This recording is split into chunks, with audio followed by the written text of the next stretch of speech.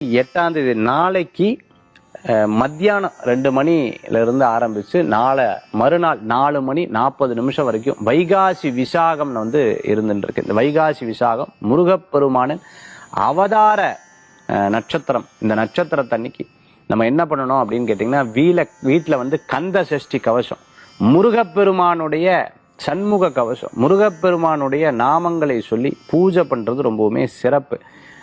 பால் பாயசம், அதே மாதிரி 6 விதமான பிரசாதம், சர்க்கரை பொங்கல் வைக்கலாம், இனிப்புல ஏதோ ஒண்ணு வைக்கலாம். அதுக்கப்புறம் பார்த்துட்டேன் அப்படின்னு சொன்னா மல்லி சாதம், அதே மாதிரி பார்த்துட்டீங்க அப்படின்னு சொன்னா புளியோதரை, அதே மாதிரி பார்த்தீங்கன்னா தயிர் சாதம், எலுமிச்சம்பழ சாதம், இப்படி 6 விதமான பிரசாதத்தை முருகனுக்கு நிவேத்தியம் பண்றது. 6 முகங்கள் இல்லையா, 6 விதமான முகங்கள்.